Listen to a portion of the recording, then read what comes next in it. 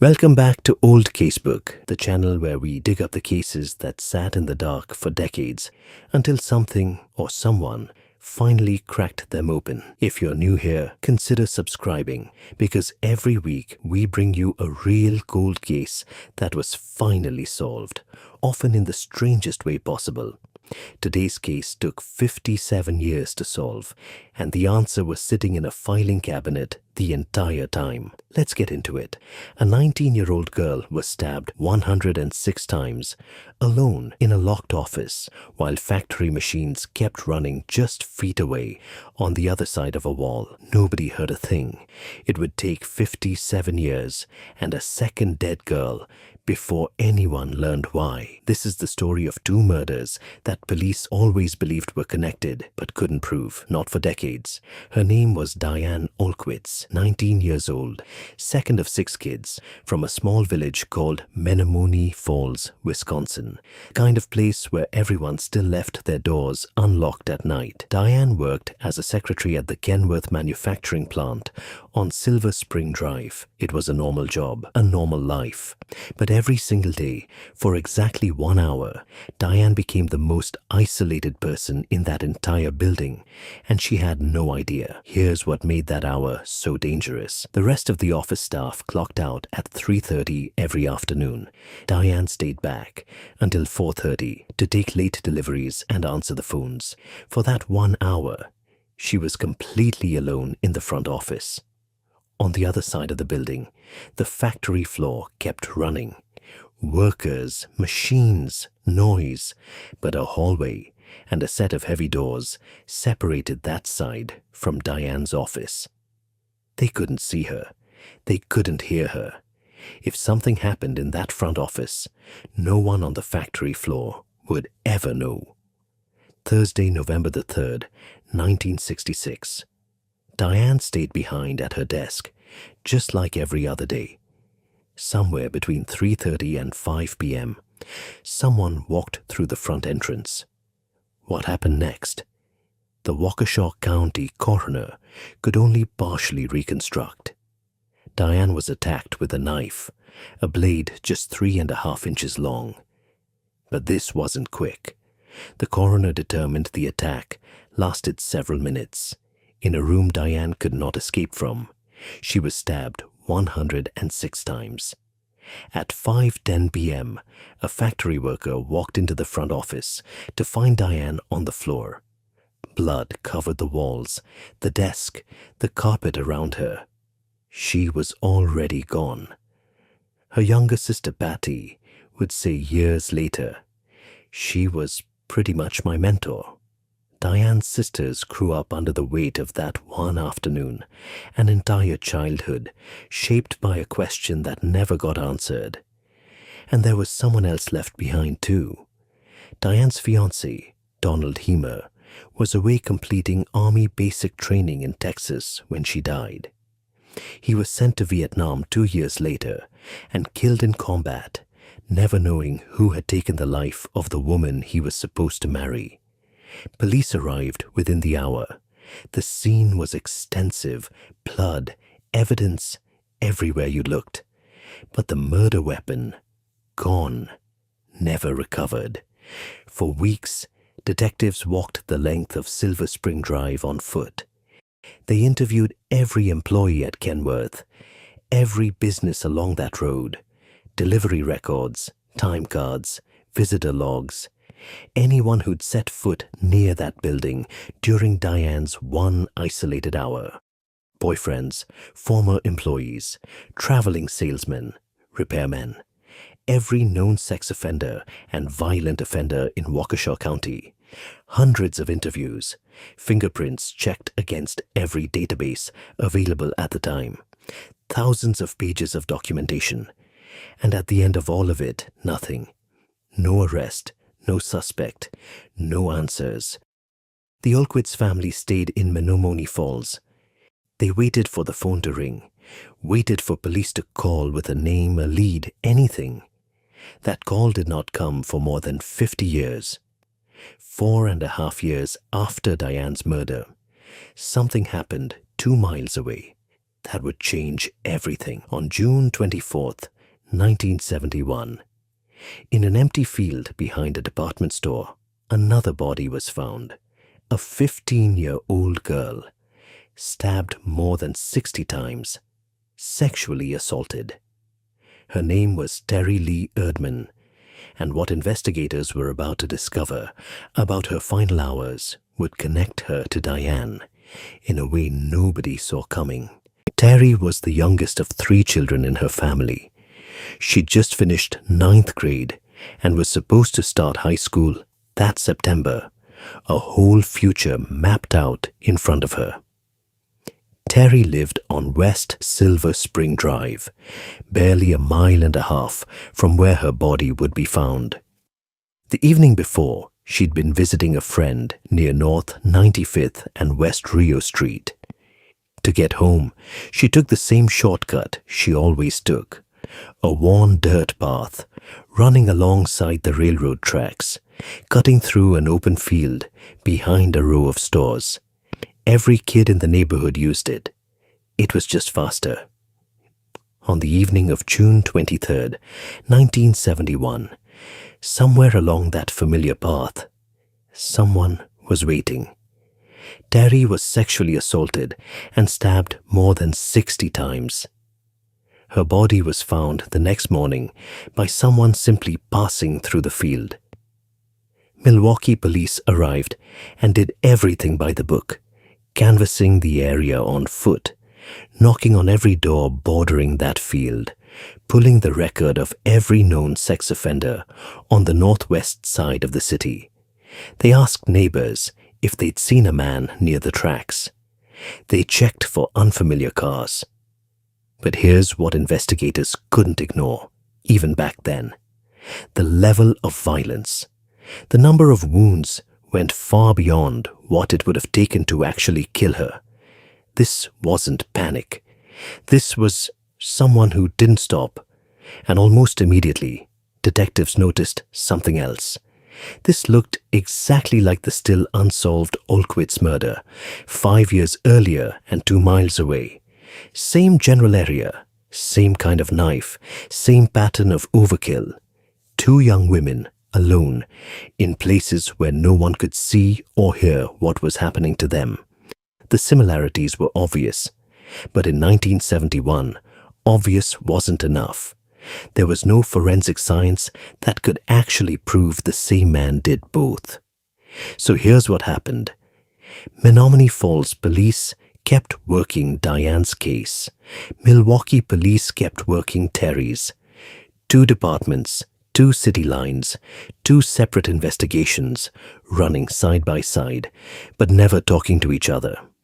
The Erdman case ended exactly like the Olkwitz case had.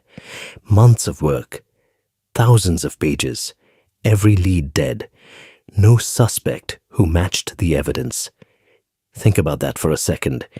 2 families living in the same corner of southeastern Wisconsin, both lost a daughter to a stabbing, 5 years and 2 miles apart.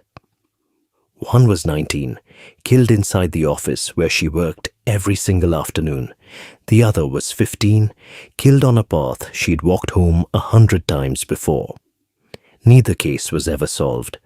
Both got boxed up, sealed, filed away in storage rooms in 2 different police departments where they sat for decades. But here's what's almost unbearable. The files weren't forgotten. In Menominee Falls, detectives kept pulling Diane's file out, reading it again, looking for anything missed. In Milwaukee, new officers inherited Terry's case as the old ones retired. Generation after generation of detectives rereading the same pages, hoping something new would jump out. It never did. The evidence just sat in storage, waiting for technology that didn't exist yet. Diane's sister Debbie was 9 years old in 1966. She grew up driving past that Kenworth factory almost every day of her life. Terry's family carried that same weight on the Milwaukee side of the line. 2 families, 1 unanswered question, waiting for a phone call that, for 50 years, never came. Then in 2021, DNA technology finally caught up. Investigators pulled the old male DNA samples collected at both crime scenes back in 1966 and 1971. Samples that had been sitting in evidence storage for over half a century, and for the very first time, ran them against each other. They matched. The same unknown man had been at Diane's murder and Terry's murder. What the geography and the wounds had been screaming for 50 years, science had just confirmed. So they ran his profile through the FBI's National Criminal Database, the system that flags anyone ever convicted of a serious crime. Nothing came back. Nothing at all. This man had never been arrested, never been convicted, never once been in trouble with the law in his entire life. His DNA simply didn't exist in any database in the country. If the system couldn't find him directly, investigators needed another way in. In 2022, the Wisconsin Department of Justice partnered with both police departments and sent the evidence to a private forensic lab. Scientists pulled a complete DNA profile from the old samples and handed it to the FBI's forensic genealogy team. The people who search public ancestry databases, not for a direct match, but for relatives. They found one. A distant relative sharing a small fraction of DNA. From that single thread, genealogists began building out an entire family tree, branch by branch, using census records, marriage certificates, death records, anything with a paper trail. It took months. Candidates were checked and eliminated one at a time, birth dates, job histories, addresses, all cross-referenced against the evidence. And slowly, the tree narrowed, down to fewer names, then fewer still, until it pointed to exactly one man. He'd lived in the Milwaukee area in both 1966 and 1971. He drove trucks for a living, running delivery routes through the exact same communities where both girls had died. He married, raised a large family, lived an entire ordinary life in Wisconsin. He died in 2008. No criminal record, not one red flag, ever. Investigators got a court order and exhumed his body after 15 years in the ground. The DNA from his remains was compared against both crime scenes. It matched. Both of them. One man, two girls. 57 years of silence, finally broken. His name was Clarence Marcus Tappendorf. Born July 16th, 1927. Lived his entire life in southeastern Wisconsin. Married a woman named Joyce Ludwig. Raised 6 children together. For most of his career, Clarence drove delivery trucks for a Milwaukee company called Claremont Transfer, running the same routes, week after week, through Menominee Falls and northwest Milwaukee. The exact neighborhoods where both girls would die. He went to church, watched his kids grow up, graduate, start their own families, retired, died on January 6th, 2008 at 80 years old. His obituary ran in a local paper. His wife, his children, his grandchildren, all listed. A quiet, ordinary man from a quiet corner of Wisconsin. Nowhere in that obituary was the name Diane Olkwitz. Nowhere was the name Terry Lee Erdman. He was 39 years old when he killed Diane, 43 when he killed Terry. And for the 37 years after that, he simply went home to his family every night, never arrested, never fingerprinted, never once contacted by police for anything. But here's the part of this story that's almost impossible to sit with. The break in this case didn't actually come from DNA. It didn't come from a genealogy lab or a forensic breakthrough. It came from a single sheet of paper that had been sitting in a filing cabinet at the Menominee Falls police station since November of 1966. In the days right after Diane's murder, detectives did something smart. They sent a written questionnaire to every company that had ever made deliveries to the Kenworth factory, asking each one to list their drivers and account for where those drivers were on November 3rd, 1966. One of the companies that responded was Claremont Transfer, Tappendorf's employer. Claremont told police that, as far as they knew, none of their drivers had stopped at Kenworth that day. But they noted that one driver had made a stop right across the street at GM Diesel, directly facing the building where Diane was murdered. That driver's name was Clarence Tappendorf, and there was one more detail buried in that same form. Tappendorf had also made a delivery directly inside Kenworth, just 3 days before the murder, on October 31st. A delivery that would have taken him straight through the front entrance, right past the office where Diane spent the final hour of every single workday. His name sat in that file for 57 years. One entry among hundreds. He was never interviewed, never asked where he was that afternoon. While detectives chased down employees, acquaintances, and known offenders, the actual answer was already in their hands, untouched. One interview, one background check, one follow-up question about where he went that afternoon in 1966. Any single one of those things could have changed everything, could have stopped what happened to Terry 5 years later before it ever happened. None of it ever came. On October 25th, 2023, more than 50 years after Diane's murder and 52 years after Terry's, 4 agencies stood together at a joint press conference. Menominee Falls Police, Milwaukee Police, the Wisconsin Department of Justice, and the FBI. Menominee Falls Police Chief Mark Waters told the room that based on irrefutable physical evidence, Clarence Marcus Tappendorf was officially responsible for Diane Olkwitz's murder. Milwaukee Police Chief Jeffrey Norman spoke next about Terry's case and about something every cold case family needed to hear. There is no statute of limitations in regards to a homicide investigation. We will work on it whether it is 5 years, 10 years, or 70 years to bring closure. In that room sat Diane's surviving sisters. Debbie, who'd been just 9 years old when her sister was killed, now in her mid-60s. Her sister Patty stood beside her. Terry Lee Erdman's family was there too.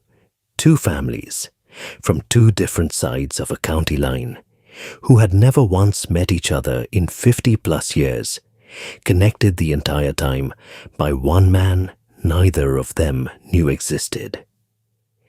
For the first time, they stood in the same room together. A 19-year-old secretary alone in an office answering phones, just waiting for her shift to end. A 15-year-old girl walking a familiar shortcut home on a summer evening 2 miles away. The same man, the same kind of knife. His full name, sitting in a filing cabinet for 57 years, and not one person ever followed up. That's the case for today. If this one stayed with you, let us know in the comments below. We read every single one. And if you want more cases like this, real cold cases that finally got solved decades later, hit subscribe and turn on notifications, because Old Casebook brings you a new one every week. Thanks for watching, and we'll see you in the next case.